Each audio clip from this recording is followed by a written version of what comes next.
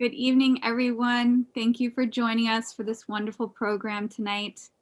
And thank you, Greta Fairbanks, our ASL interpreter, for being here this evening.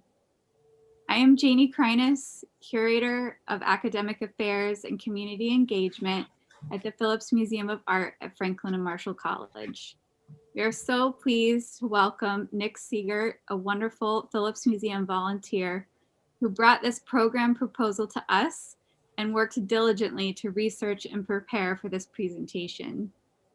Nick is an administrator and guide supervisor at the Ephrata Cloister, where he's worked for 11 years. He's interested in art, religion, the Western esoteric tradition, and the history of consciousness. Nick is here today with the approval and support of the Ephrata Cloister and the Pennsylvania Historical and Museum Commission, and we thank them for helping to make his appearance here possible. So thank you, Nick, for joining us this evening. Thank you very much for inviting me. It's really exciting and can't wait to get started. Thanks. So Nick's presentation has been recorded, but Nick will be joining us after the presentation for a live Q&A session. Before we get started, I want to mention that attendees will be able to post questions to the Q&A box throughout the presentation. Lexi Brynick, Phillips Museum Assistant, will join us after Nick's presentation to read the questions and conclude our program. So let's get started.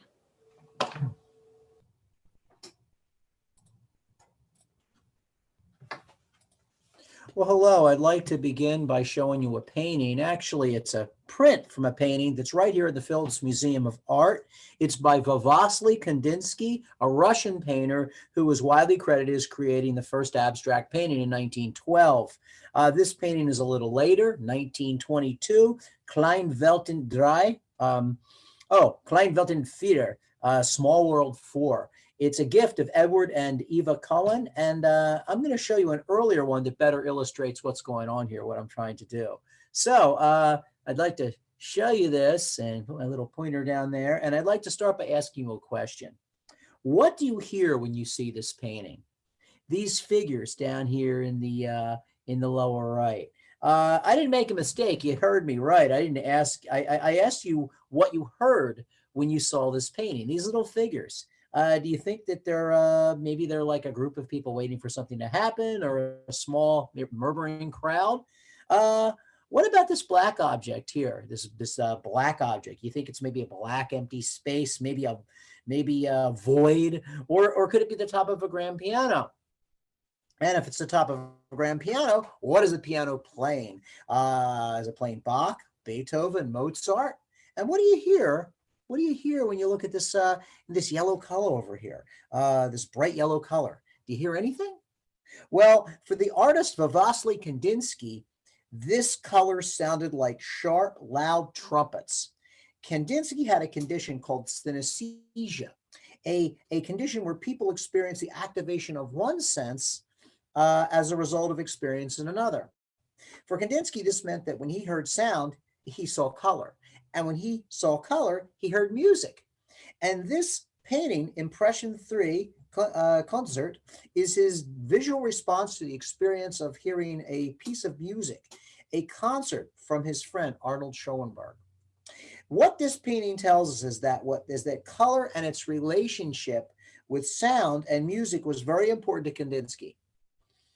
But it also shows us Kandinsky's drive to make his paintings more abstract, to make art that lacked any representation of objects or anything in nature, but still had profound meaning. Here's another one. Kandinsky believed that the more abstract the form, the more clear its appeal. And he felt that music was the pinnacle of abstraction. He wrote the following: music has been the art that has devoted itself not to the reproduction of natural phenomena, but rather to the expression of the artist's soul. He also believed that music could have a profound effect on you, and you might not know anything about music. And if you've ever been to a great concert, well, you can speak to that. I personally been to a bunch of concerts, and I don't know anything about music, but I know when I've been moved by music. And so that's what he's going for. And this is what Kandinsky was aiming for in his art. He wanted his paintings to be an expression of an inner need, an expression of his soul. Kandinsky was born in Moscow in 1866. He's a really interesting person. And he begins his career completely un-artist-like. He begins his career studying and eventually teaching law and economics. And he's a college professor at the University of Moscow. So he's going this really academic route. He's a lawyer. He's an economics professor. You don't usually associate this as someone pursuing an artistic career. And it was only through, and he's a real organizer as well, too. And it was only through two formative experiences that he would eventually abandon his teaching career and become an artist. One of these experiences was an exhibition of Monet's work in Moscow in 1896, where he saw one of Monet's haystacks. He was struck by the thought that it was the color and the form that was triggering his emotional response, and not the objects, the haystacks themselves. The other formative experience was a performance of an opera by the composer Wagner at the Bolshoi Theater in 1896. He spoke about his experience later on. He said, I saw all my colors and spirit before my eyes. Wild, almost crazy lines were sketched in front of me. And that's a pretty bold statement when you think that he painted this later on in his life. The challenge for Kandinsky in 1896 was to both develop the abstraction that he saw in Monet's haystacks and at the same time match in art the freedom of expression he felt music had already achieved. Over the next few years, he moved to Munich to study. He basically left his career, took his family to Munich, and to study, and he traveled extensively, and he was exposed to painting styles such as symbolism and neo-impressionism and cubism and Faustism, and he learned and absorbed the principles of Theosophy, which we'll talk about in a little while, and he began experimenting with color and form. And you can see the progression as he moves through deeper levels of abstraction. In 1903, he paints this, the Blue Rider. It's clearly representational, meaning that you can recognize the trees and the man and the horse, but the color is becoming more important. The rider is made up of a series of colors, and the objects themselves seem like secondary consideration. But you know it's representational because you know what he's painting. You can tell. In 1909, he finishes this canvas, the Blue Mountain. There is clear evidence of something called Faustism here. Flat planes and blocks of color where each color is treated as equally important. Kandinsky was obsessed by experimentation, and he's drawn into increasingly progressive surroundings. But this painting is not considered fully abstract because it's still representational. You can recognize the horse, the rider, the mountain. By 1911, though, he's achieved full abstraction, and these are considered some of the first abstract paintings. In 1911, Kandinsky forms an artist collective and a magazine called Blue Rider, after the painting, The Blue Rider. The Blue Rider, he's a real organizer. The collective is designed to bring together the best artistic talent in Munich. This was a group that didn't conform to a single style. They wanted to embrace all forms of art as well as music, and it featured writings by artists and composers as well. It was during this period that Kandinsky not only begins to radically shift his approach to painting, but also distill his ideas in written form. In 1912, he published one of the most influential essays on painting concerning the spiritual in art. Here he laid down his ideas on the dematerialization of art. A lot of these folks are kind of anti-materialist. They are against materialism. But alongside of this, he also gave significant insight to how he thought about color. For Kandinsky, every color had a feeling, a sensation, a sound. This work by Kandinsky came partly from his experience with synesthesia, the natural ability of associating sounds with colors and colors with sounds, but it didn't come completely from his own mind. It was greatly influenced by his studies in Theosophy. Theosophy is a fascinating subject with a lot of colorful characters and a big influence on art, culture, and spiritual practices. Theosophy gets its start in the late 1800s. Its founder is Madame Helena Blavatsky. She's born in Russia, and she has this really colorful and mysterious past and history. She comes to America in 1875. Comes to America in 1875, and she begins something called the Theosophical Society. Next to her is the co-founder, Henry Steele Olcott.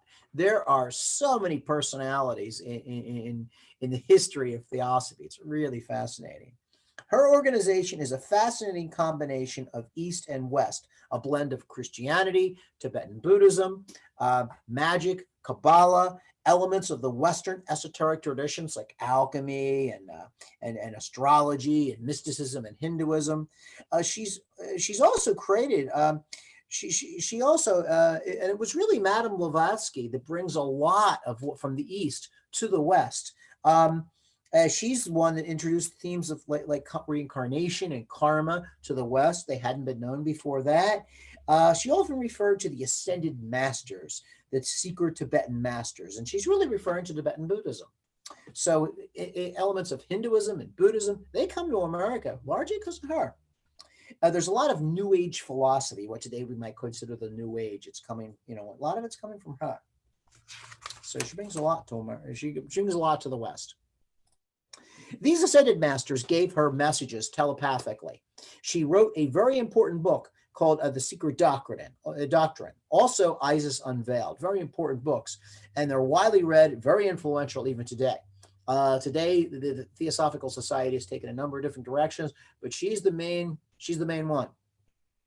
She passes on her organization to another woman, a bit younger than her, Annie Besant. And Annie Besant was truly an extraordinary person. As a young woman, she was arrested for distributing a pamphlet on birth control. She was involved in politics in Britain and in India. And in India, Gandhi, the future leader of India, she's a member of the Theosophical Society. There's letters between Gandhi and Annie Besant. So she's a real organizer. In addition to that, she was an early member of the Temple of the Grand Orient in Paris. This was another widespread organization, Freemasonry.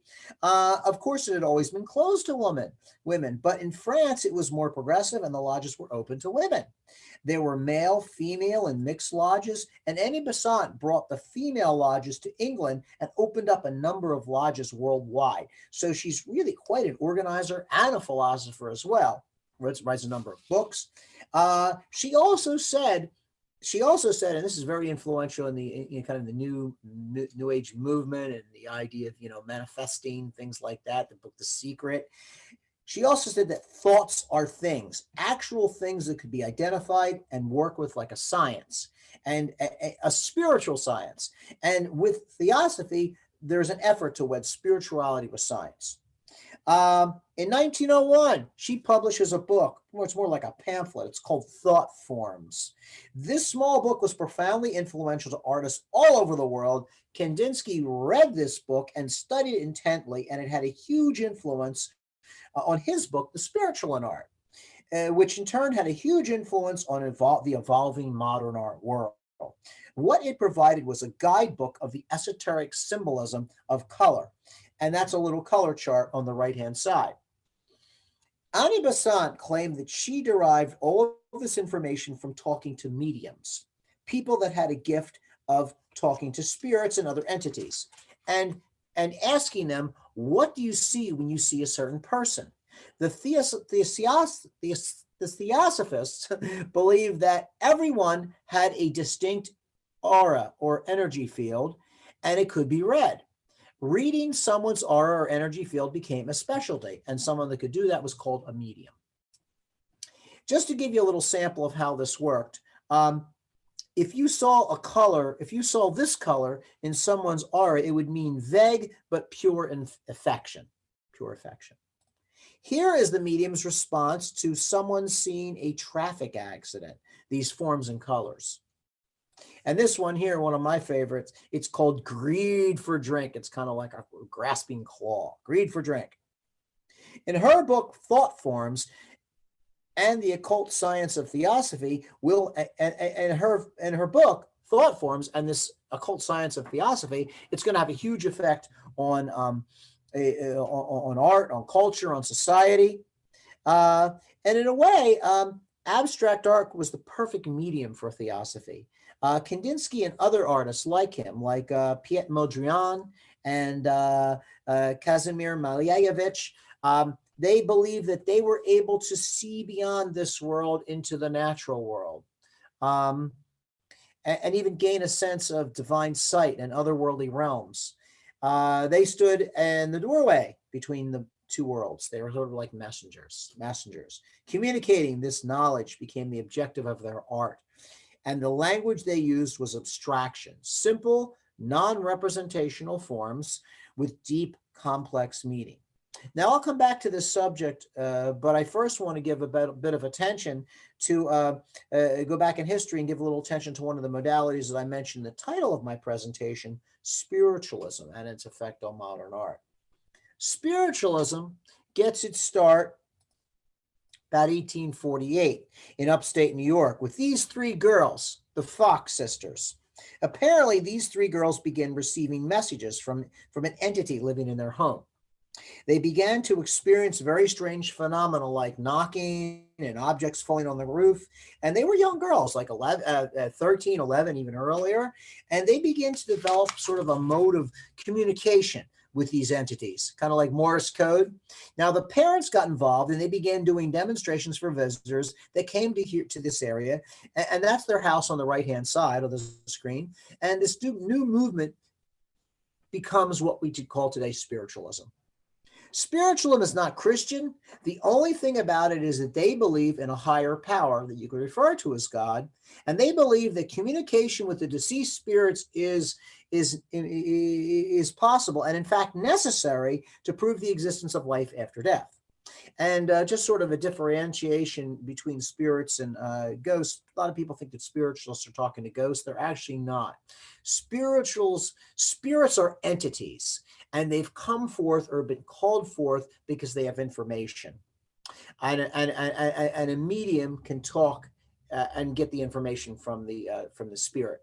A ghost is kind of like a tape loop. It's just kind of like a recording that plays over and over. And if you're right place, the right time, the recording of what happened there is just kind of there, and you pick that up if you're receptive enough. Okay, so they don't talk to ghosts; they talk to spirits. Now, as the Fox sisters become older, they became so popular, they began to have lecture tours across the United States. And this was unheard of for women at the time. Women traveling, giving demonstrations for auditoriums filled with men. And it actually gave women a voice. It was an alternative voice, but it's the beginning of women having a voice. It becomes very popular. One should remember that spiritualism is really growing. It begins since 1848, but it's really going in the 1840s, 1850s, 1860s. And this is a time of great mourning and loss because the Civil War is just ending. And there's hundreds of thousands of American people dying in the North and the South. And they're not getting home. They're not getting buried at home. And so there's a sense of loss, this sense of closure that's not. The sense of closure is not there. And so this was a way of sort of building closure. And so a lot of this has to do with like the death around the Civil War. President Abraham Lincoln was also a fan. He attended lectures. His wife, Mary Todd Lincoln, was also a believer.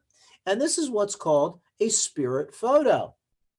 Here's a spirit photo with her and her dead, but not quite departed husband, Abraham. And these spirit photos become kind of like an art form in their own. I'm not saying that these are not real or artificial, or they might be somewhat embellished, but these are spirits coming into the photograph with a deceased person, with a living person, and still sort of like, I guess this is a way of sort of comforting the living, saying, I'm all right still. All right, so there's another one, and there's another one down there. You decide yourself whether they're real or not. I'm not here to say that. Also, this is a medium that gets associated with liberal politics and women. The suffrage movement is very, very involving women, and this sort of gets involved with that. And spiritualism was also open to African Americans, so it has a real democratizing effect. And also spiritualism begins to enter the area of art, not just with these spirit photos, but also with this thing called precipitated painting.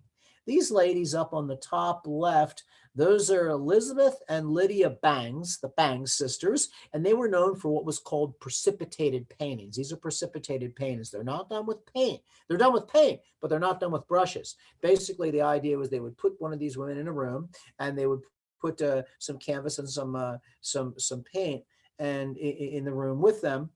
And these paintings would basically appear. And if you look at them very closely, they don't have any brush strokes. They look almost like they're airbrushed. They also have they also had the possibility.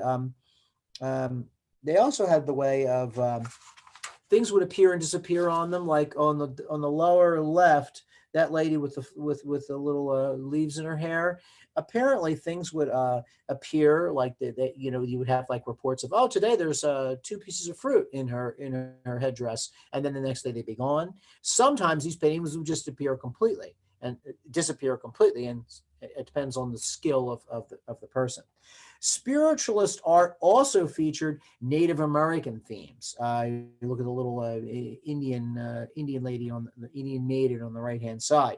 Native Americans were considered to be more spiritual by spiritualists, and this had a big influence on the later New Age movement and a fascination with Native American spirituality.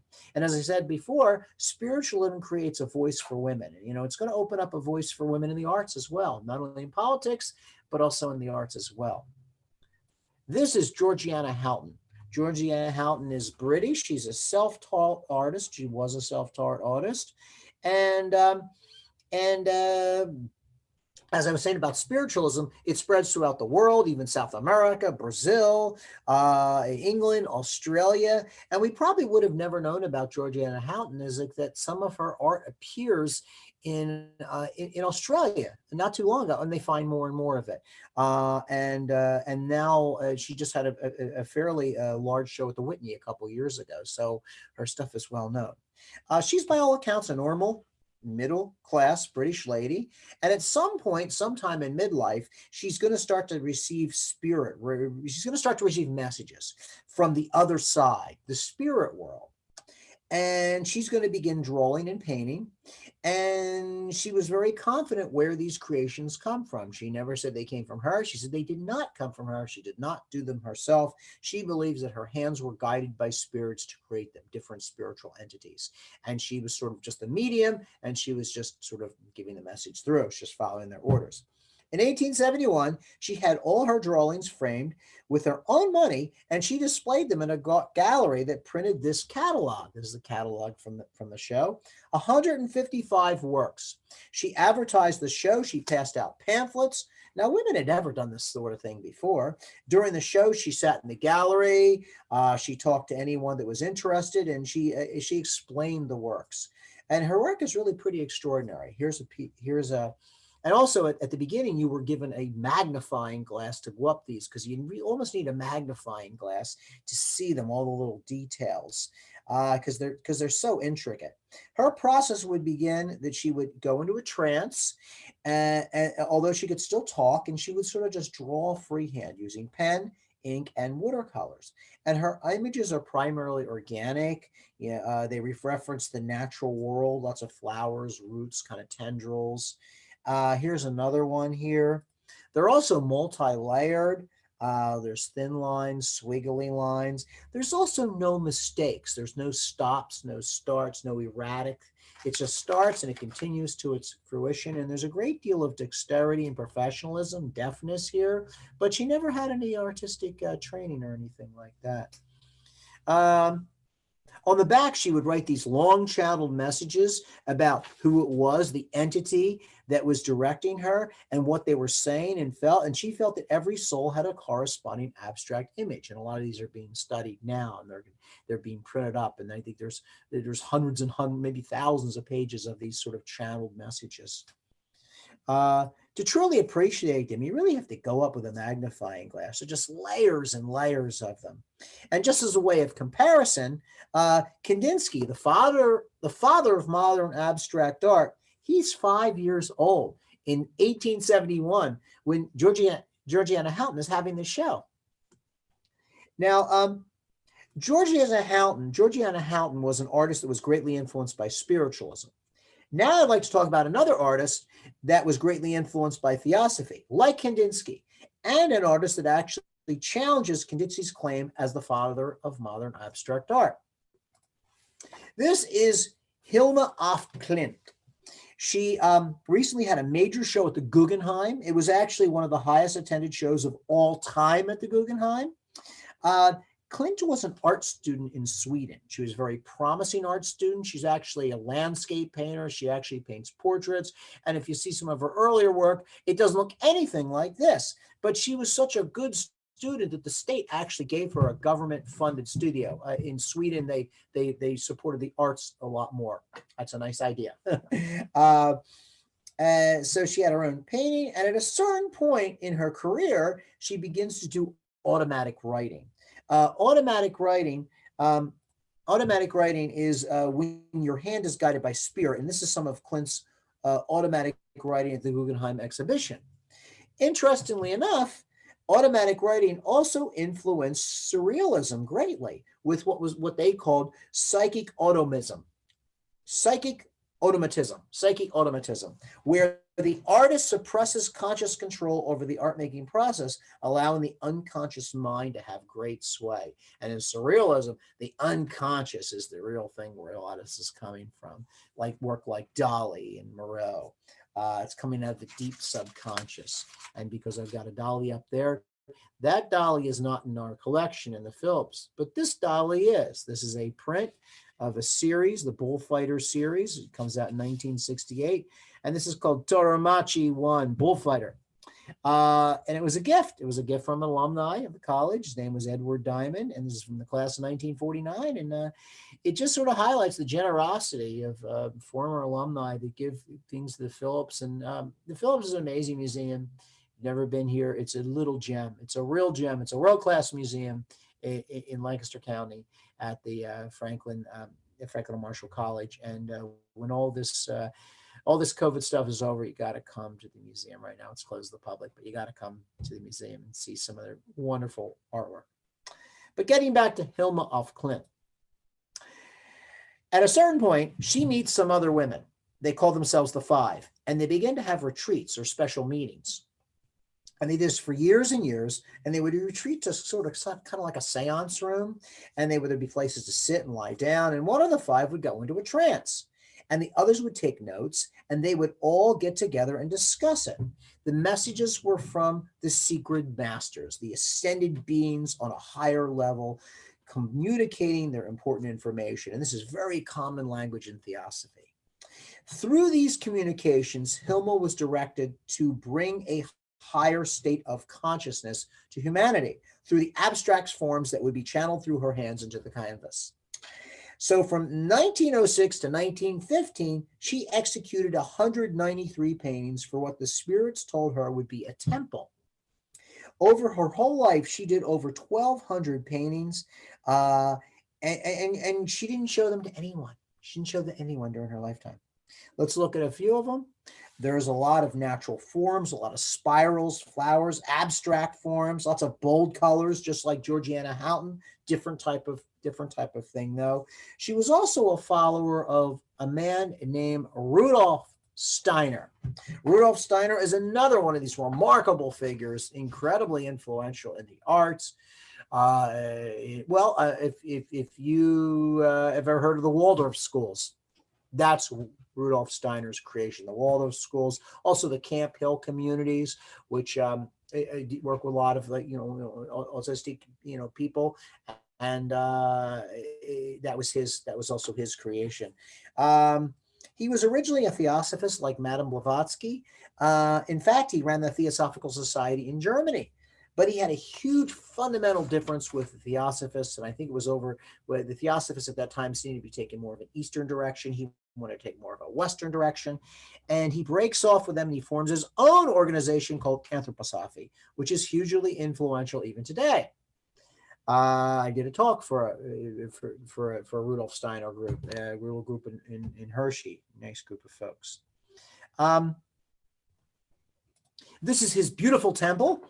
It's called the Gothanaeum. It was built originally in 1914, and then it was destroyed in 1922. It was originally built out of wood, but then it was rebuilt in concrete, and it still stands today.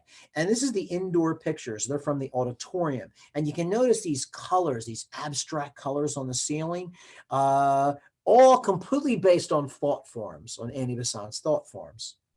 Here's another one of the paintings that featured the Guggenheim, this sort of ascension, this idea of ascension. These are huge paintings, floor to ceiling, just to give you an idea of the scale of them. They would be painted on paper and then rolled out on these canvas sheets.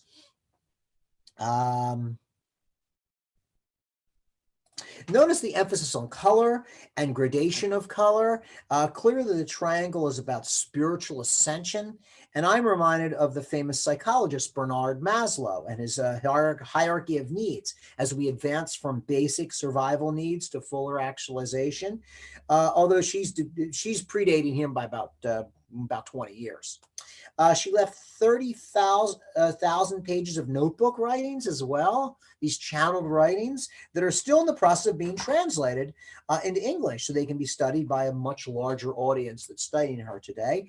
She wrote extensively on every painting she did, and so it's really exciting for people that are studying her work today. When she died, she instructed her heirs not to show any of her work for at least 20 years. She said the world wasn't ready yet.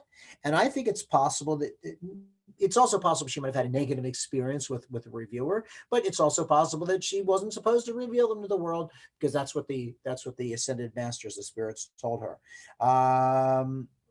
But fortunately, her work was rediscovered and it's shown to the world. Here's another shot from the Guggenheim show, just this beautiful wash of color. And I'm really sorry I didn't get to go to this show. I didn't even know about her then, but I know about her now. Now she's been discovered. There's a scale of work. And here's another one from the show.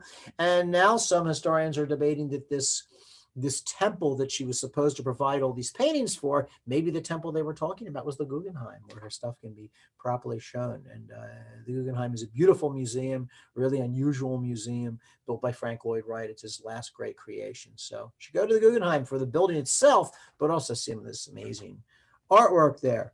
Now, just as a comparison, this is what Hilma af Klint is doing in 1907. And this is what Kandinsky's doing at the same time.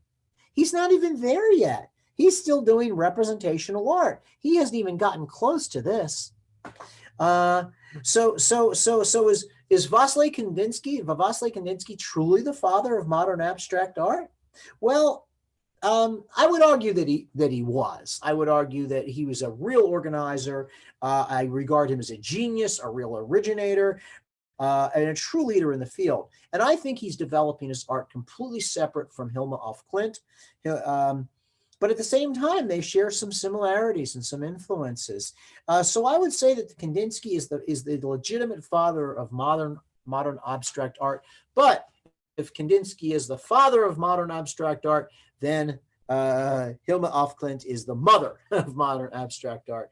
Although if she was here today, she may debate that because she would say that she did not do this. She was directed by entities and she didn't have anything to do with it. So I think it would be a debate today. Now I've already mentioned two other artists, Mondrian and Milevich, who were influenced by Theosophy. Here are a couple of other modern artists, they had to be women, inspired not specifically by spiritualism and Theosophy, but by other spiritual and transcendental ideas, which is getting more and more traction as the years go on. This is Agnes Pelton. Some scholars depicted her as a visionary symbolist who depicted the spiritual reality she experienced in the moments of meditative stillness. She spent part of her time in the California desert. There was sort of like a little desert artistic community there. She's also been referred to as a desert transcendentalist. And she had a big show at the Whitney a few years back. And she was pretty much unknown for years. She lived in solitude in the California desert. And she's also a contemporary of Georgia O'Keeffe. And you can see some similarities there. But she didn't have the same drive and connections that Georgia O'Keeffe did to achieve the success that O'Keeffe did. But her stuff has been rediscovered. She said that art for her was a discipline through which she gave form to her vision for a higher consciousness within the universe. Her art is beautiful, features a lot of organic forms, curves, delicate shimmering veils of light. Yeah, it's really nice. This is Emma Kunz. Emma Kunz. In the past, she was associated with, and she had her art shown alongside of Hilma af Klint and Georgiana Hounton, who we spoke of earlier. All three share a preoccupation with spirituality and abstraction. But the big difference is Emma Kunz didn't consider herself an artist. She referred to this art as energy field drawings that she said that they contain perspectives on nature and ecology and were concerned with our connections to the environment. Similar to Hilma af Klint, her work was never shown in her lifetime. She said they were destined for the future. They will be shown for the first time in the 1970s, years after her death. Kunz lived in rural Switzerland, and she considered herself to be primarily a healer and researcher of nature. She discovered her telepathy and extrasensory powers as a child. She never received an arts education, yet in her lifetime, she produced hundreds of geometric drawings. They were visions of energy fields from which she could formulate diagnosis for her patients who would come to see her seeking help for physical and mental ailments. From 1938, while in her early 40s, she first began making these large-scale drawings, which she would continue for the rest of her life, using something called radiesthesia, a drawing technique where a divining pendulum, goes back and forth, plots the complex and linear compositions of her drawings made on graph paper. Working primarily with graphite and color pencils, Kunz would work intensely and continuously on each drawing for a period that could stretch up to 24 hours. However, she never recorded her particular meaning, and none of them are dated or titled. So it's not like Hilma af Klint, where there's a real history there. With this, there's not. She was also a naturopath, and she discovered a healing rock called Aeon A in a Roman quarry in Switzerland. Sounds like a story, but it's the truth. And today, it's the site of the Emma Kunz Zentrum and Grotto. The rock is sold today in pharmacies in Switzerland. It's mined from the same quarry, and it's used to treat a host of issues, from joint and muscular pain to inflammatory skin disorders. And you can buy it today. So here's an artist that doesn't consider herself an artist, using what I would consider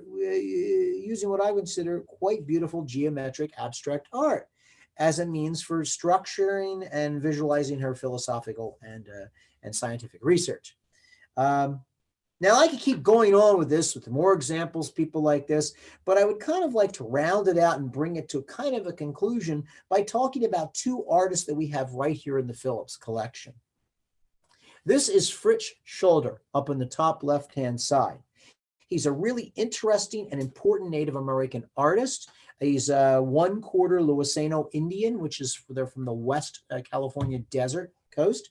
But Fritz Scholder would not consider didn't really identify with himself in the traditional Native American way. He always considered himself a non-Indian Indian, and his art kind of reflects that. From an early time in his career, he shunned the sentimental portrayal of traditional Indians. Basically, he would combine pop art with abstract expressionism, and in so doing, he helped to pave the way for a lot of artists that follow him, especially a lot of Native American artists. And his career advanced, and he received a lot of fame and a lot of wealth fairly on. He becomes a teacher, an arts teacher. But from a very early time, he vowed that he would never paint the Native American figure. He said that the whole thing had evolved into kind of like a romantic cliche, and he just wouldn't do it. But he grew really frustrated as a teacher because with his students' inability to create an honest representation of current American Native Americans. So he began to depict the Native American figure again, but it was on his own terms, heavily influenced by abstract expressionism and strongly rejecting what he views as a disingenuous depictions of Native Americans. His paintings disrupted comfort zones. It makes you feel kind of uncomfortable, even for Native Americans. Because he would rawly expose issues, including like alcoholism and unemployment and cultural clashes. And a lot of his works features juxtaposition of images, a Native American in Western clothing holding a beer, or a Native American wearing the flag, or a ceremonial dancer, in buffalo headdress holding an ice cream cone. Another interesting thing about Fritz Scholder is that he never seems to fully embrace his Native American heritage. He also never regarded himself as a political or a protest painter. He was at his core a painter. That was it. He also considered painting a magical, even an alchemical process. He was always amazed by just putting, he's kind of one who would just throw paint on the canvas and start, not a lot of drawing in advance, not a lot of sketching. He'd just go for it. And he was always amazed what came out of it. And besides Native Americans, he was also greatly influenced in themes of shamanism, the occult, the supernatural, the religion of ancient Egypt, death, ancient myth, sort of thing really fascinated him. These three works are from his shamanism series, sometime in the early 1980s. He said that with these paintings, he took on the role of shaman or practitioner of magic. And he said that painting was magical, and he seemed aware of his power as a conjurer, as a conduit between worlds. He said that with these shamanistic paintings, he is portraying himself as a communicator between the ordinary and the otherworldly, between an inner world and the world around him. This is from the same series. It's called Snake Dancer.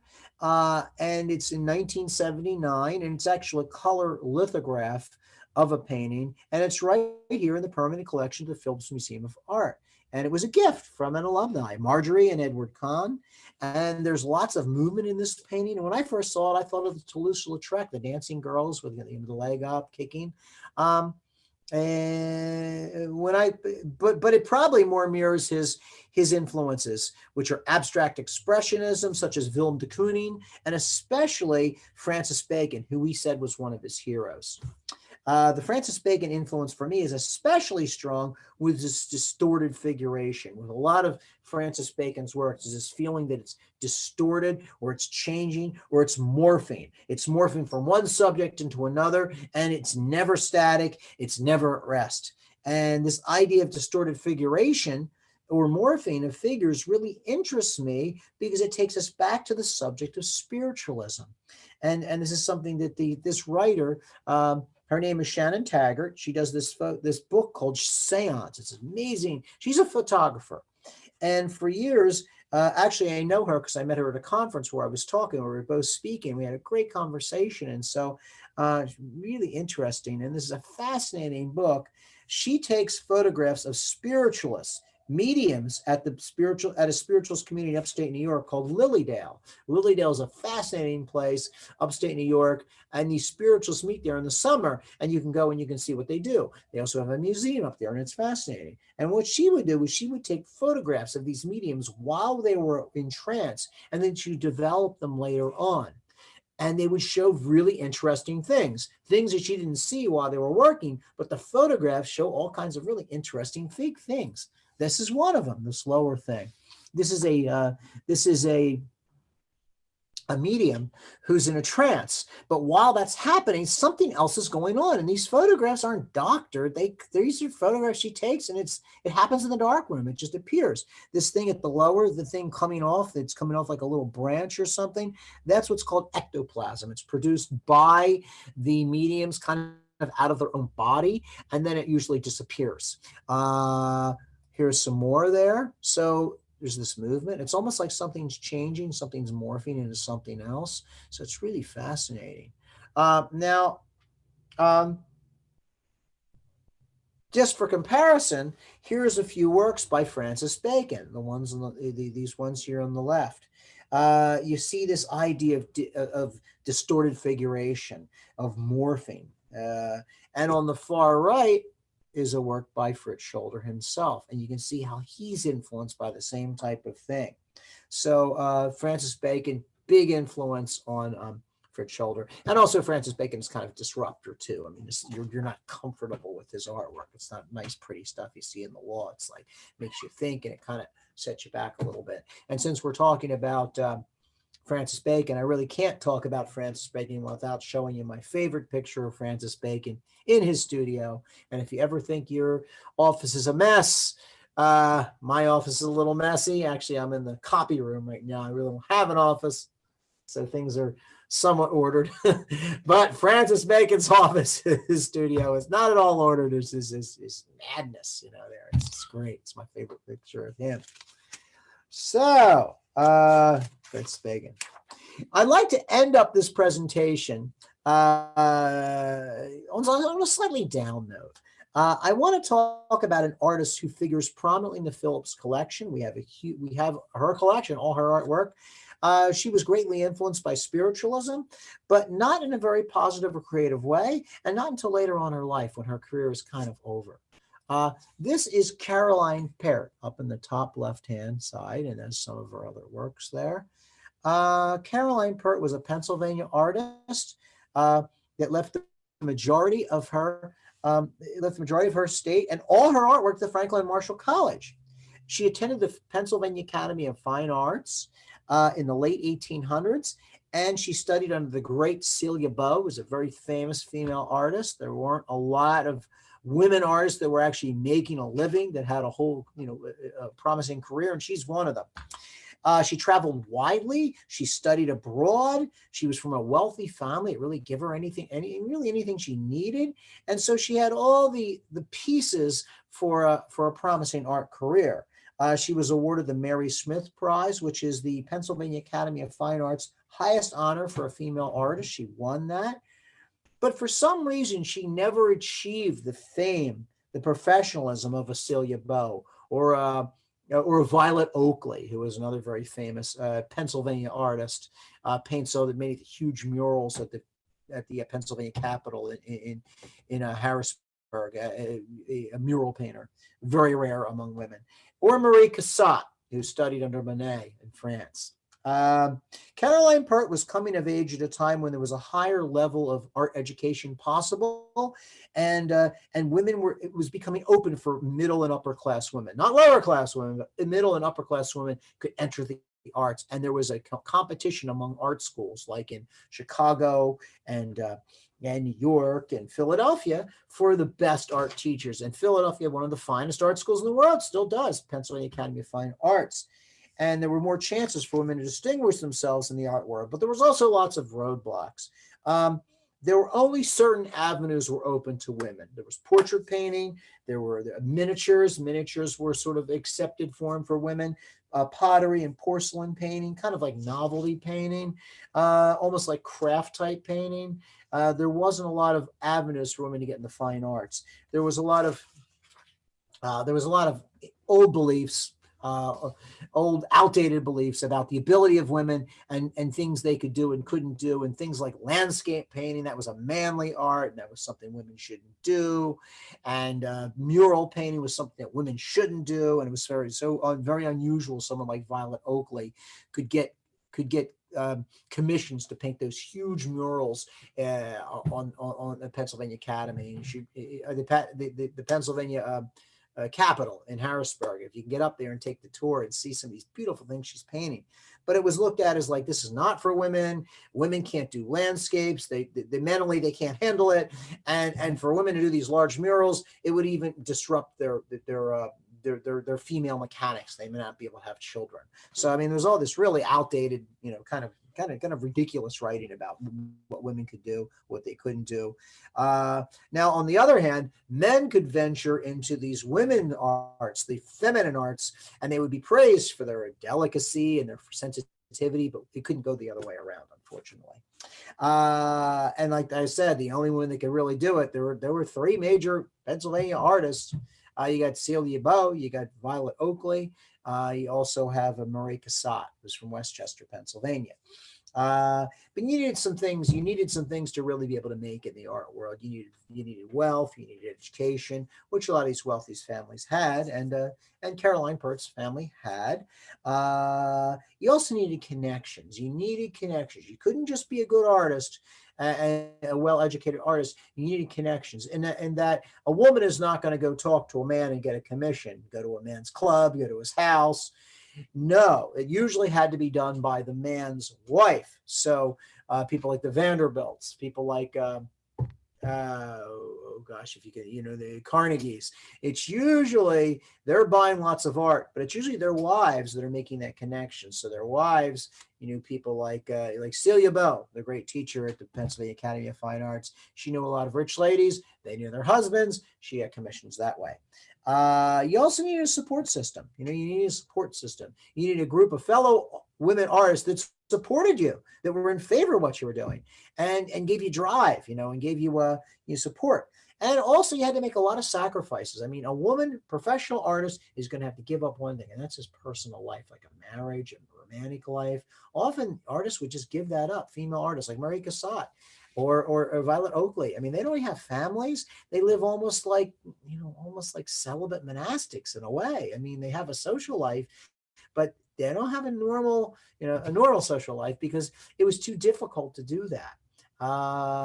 And marriage was looked at as, that was your important job, and you could go get a good education, but then once you get married, you give that up. You're expected to give that up. And there wasn't even a vehicle for a single woman to be an artist. I mean, there wasn't such thing as a single woman. She was a spinster, or she was an old maid. But the idea of a woman living on her own, I mean, it almost like the animal did not exist at the time.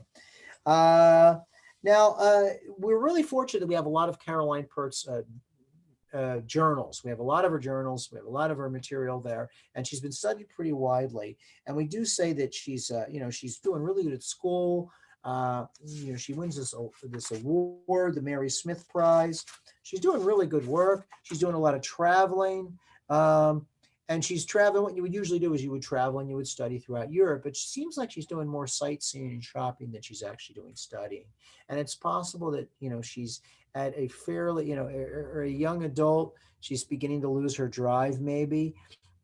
She's also coming up at a time when portrait painting is losing its popularity. It's not as popular as it was. And she does portrait painting. She really doesn't go into anything else. And most of her portraits are like family members, people she knows. So she's rather insular. She's really not getting out there.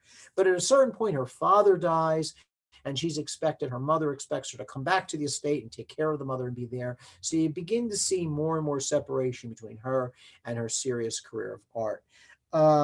She also doesn't have to work for a living. So I don't think there's a lot of support in her family for it either. And then she gets married. She's encouraged to get married. There's probably a lot of pressure on her to get married. She marries a very prominent art critic. And it seems like that he's not really supportive of her career. She begins to develop a lot of, it ends in divorce, early divorce pretty quickly. And she develops a lot of body aches. She begins to develop what I think is the beginnings of mental illness, but they're also associated with a lot of, physical ailments as well too. And she begins to look for answers to her disappointments in her life. And she begins to rely on mediums and fortune tellers, kind of occult practices, which are very, very popular in the early 1900s to kind of understand what's going on. And you start to see this reference in her journals to a Miss Rose and to this entity S. And Miss Rose is she's a fortune teller, and S is an entity that's communicated through Miss Rose to Caroline. And Miss Rose starts taking over more and more of her private life, and they start spending a lot of time together. I assume that Caroline Peart is probably paying this woman as well too.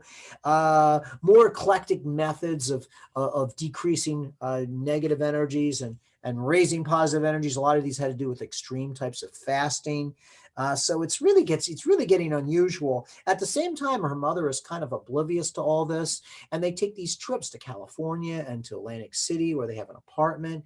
But in the meantime, Caroline Peart's going through these really extreme states of fasting and hallucinations and things, and so it's just really, really, really odd. But you can tell things are going downhill, and her career is done by this point. In 1941, her mother dies in 1941. She ends up moving permanently to Washington Borough, Pennsylvania, which is kind of Columbia area, Pennsylvania. She lives in absolute poverty in a home without, despite her family's social connections and their wealth and their family. She lives in this house without electricity, without running water, without heat, and she had few friends, and she lives alone, kind of just as an unusual old lady. And when she dies, the neighbors are going to be astounded to find out that she leaves her whole fortune, $565,000, which is today, that's about $4.5 million. This is 1963. She leaves it to Franklin and Marshall College along with her whole collection. She didn't have any connection with Franklin and Marshall College. She lived in Lancaster County, and Franklin and Marshall College was in Lancaster County. It's the only reason she left it to them. But today, they maintain her collection. They also maintain her gravestone and her family plot right down there. So it's kind of a sad story. And Caroline Peart had some obvious physical and mental issues, but I feel they might have been exasperated by her reliance on these mediums and these occult practices, and maybe some of these people didn't have her best interests at heart. But at the same time, they told her what she wanted to hear, and they might have provided her only source of companionship and solace in her declining years. So who knows? So to summarize and conclude, spiritualism and occult practices played a significant role in people's lives and in the world of art, especially the modern art movement. And it may not be talked about a lot, but it has always been there. It's always been with us, and it's starting to get a lot of attention lately. I mean, I'm talking about 70s and 80s on. Starting in the late 1980s, there was a major show in Los Angeles. It was called The Spiritual and Art Abstract Painting, 1890 to 1985. And this kind of started a whole series of major art shows, many of them exploring deep connections to spiritual, utopian, and metaphysical beliefs. And more recently, there'll be major shows featuring Emma Coons and Georgiana Hounton, and of course, Hilma af Klint, which broke all attendance records at the Guggenheim, Agnes Pelton. These shows are getting more and more attention. So I have to think that something's going on here. And I would say that artists today are questioning some of the same things they did at the beginning of the modern art movement.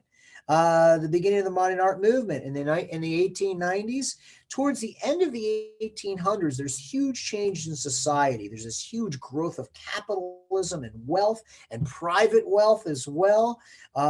There's these huge changes in technology. There's electricity, which had almost a sort of it had almost a supernatural effect on people. I mean, here's these waves, like radios, radios and electricity, these waves going through the air, through wires. People didn't understand them. And there were a lot of people that were really influenced by these spiritualist ideas, these metaphysical ideas, especially Thomas Edison was one of them. In fact, it's my understanding that telephone originally was developed as a way to talk to the deceased, the dead, and not to talk to the living. People like Arthur Conan Doyle, the great writer, he was known more for his spiritual writing on spiritualism and on the spiritualist movement rather than Sherlock Holmes. So you have a lot of these things, and a lot of people were asking, things are happening very fast, and people are moving from cities to cities from rural areas, and it's happening very, very quickly. And people are wondering what's going on, where is it all going, and was it solving all our problems, and was there something more? Was there something we were missing? And was there some sort of spiritual or invisible or non-material world in which we played a part, and which played a part in our lives? And today, what's going on now? Well, we're in a real state of upheaval. You've got this huge concentration of wealth, and not only in financial markets, but in the art markets too. It's just going kind of crazy. And there's this yawning inequality between the haves and the have-nots. And there's this feeling that there's been a failure of these neoliberal principles to, the ability of markets to raise the living standard. All the boats will rise, the trickle-down economics. It doesn't always affect everybody. So you have all these people and all these new technologies like AI and these technologies like our smartphone that deep into the slightest, intrusion of the tiniest details of our lives. I mean, we're connected all the time. And so there's this situation encourages a search for alternatives, which manifests itself in an increased interest in spiritualist and occult related pursuits. Basically a deeper meaning. Is there a deeper meaning with deeper connections? So I think that's part of what's going on. So I think the rise in exhibitions like this are only going to continue as we go on. So with that, I want to kind of bring it to our close. On behalf of the Phillips Museum of Art, and I'd like to thank you very much for your time and your consideration and your indulgence. And I hope you found it interesting, and I would be happy to answer any questions you have. So thank you very much. Thank you, Nick. That was a wonderful presentation. I think your passion and interest is very obvious, and all of the research that you did was just amazing. So we're going to go ahead. We want to respect everyone's time, but we hope that everyone stays with us so we can go through some of the questions that came through during your presentation. And Lex is going to go ahead and present those questions. Okay. Thank you, Janie and Nick. I think we have enough time for one or two questions. So our first one comes from Anna. She would like to ask and say, thank you for your interesting talk. I'm curious to know if you have any book recommendations for folks interested in the intersections between and the influences of spiritualism and the occult on modern art. Yeah, I did see the question there, and I think the best one is there's actually a catalog. There's actually a catalog on that last show I talked about. It was called the let me see, where was it? It was something about the spiritual. The Spiritual and Art, Abstract Painting, 1890 to 1985. So that's what it's called, the Spiritual and Art, Abstract Painting. If you look on it on Amazon, it's by Tuckman. That's the curator of that show. Now it's available in a lot of museums and a lot of libraries. It's fairly expensive, but if you look on that, if you do the Amazon, check on that. There's a couple things below that. There's also a really good book about the spiritual and art, and it's by a woman writer. And I'm looking for it. It's on the same, if you do a search on Amazon, it's in that, and it's called The Spiritual and Art. It's really good too. And there's a number of them in there too. And actually, if you give your email or something, if there's any way, Lexi, you can get her email, I'll send her something. Yeah, and we can also share that information on social media too. So Okay. definitely check our social media page. And if you want to email us that information, Nick, I'll make sure that gets to everyone. I'll do that. Yeah. Yeah. Some books on spiritual and art, and yeah, the effect of the spiritual and the occult on art. Sure, I can do that. Yeah. Thank you. We also have a question from Bonnie. They ask, are you acquainted with Madame Blavatsky's time in Philadelphia? And they comment, check out hiddencityphila.org and say her residence became the White Dog Cafe, named for her dog. I had no idea, and that is absolutely fascinating. And I am definitely going to look that up. That's absolutely fascinating. Wow, the Madame Blavatsky connection. The Theosophists are just so fascinating. It's just so diverse, and just so many things that they come up with. You just see just right up into what we call the New Age movement and spiritualism today, and so much of it starts then. And she's such an important figure. I know a lot of people look at her as kind of a charlatan or something, or just like a kook, but I think she's a really important person, and I think that she's getting her due, but I think there are a lot of people misunderstand her. But very, very important. But thank you for that. I'll definitely look that up. That is really interesting. I think we have time for one other question, just to kind of in our presentation. So our last one is, in your opinion, do you think that the majority of the public's dismissal of spiritualism also led to somewhat of a dismissal of these artists' work, especially the women like Klimt? And would she even want to classify her spiritual pieces as art, do you think? And also Klimt or Houten? Well, I think generally women are going to be disregarded. And the fact that they're involved in spiritualism doesn't help them any, especially back then. They are getting their due now. They're definitely getting their due now. But I would also say that part of it is they may regard themselves. I mean, Klimt and Georgiana Hounton, they regarded themselves as receiving channeled messages and really not doing it themselves. I don't think it takes away anything from their artistic skill. I think it's, you know, really amazing type things. I don't think it takes away anything from them. The fact that that Kandinsky is more of a technician and they're more of a spiritualist, I don't think it takes away anything from them. And that is changing. But traditionally, yes, that affected them. The fact that they're women, the fact they're not classically trained, and how could they, just like you know, how could they get a classical art education and they wouldn't be, you know, respected. It was always hard for women, always hard. But you know, that's changed a great deal. So yeah, thank goodness. About time. Anything else you wanted to add before we sign off? Or? Well, I wanted to thank Greta. Thank you very much for translating the signing. I never experienced that before. It was very nice. I'm sorry I talked so quick in my video or didn't look at you or anything like that. Reminds me to calm down. It's just a fascinating subject, and I wish I could have talked more about Malevich, who I just found out was a huge inspiration for an architect, a very famous architect named Zaha Hadid. He's a real inspiration for her, and I would like to talk more about him. And I just found out more as I do the research. I just found out more and more and more, and it's such a great subject, an open subject, and I can't wait to do more. And I just really want to thank the Phillips for giving me the freedom to do this. Lindsay and Janie and everyone at the Phillips, I really appreciate, and I feel so welcomed and so warm there, and I love volunteering there, and I'll do anything for you guys. Thank you. Thank you so much, Nick. This was wonderful, and of course we always look forward to working with you in the future, and keep an eye out. Nick is going to be doing a Noon in the Nistley for us in March. So we hope you join us, and just keep an eye out for more of our programs coming up in the future. And thank you everyone for tuning in. Thank you so much.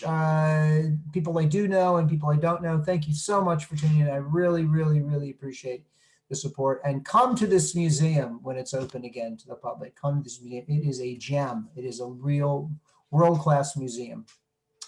Thank you. Thank you so much. Thank you, Greta. Have a nice evening, everyone. Thank you.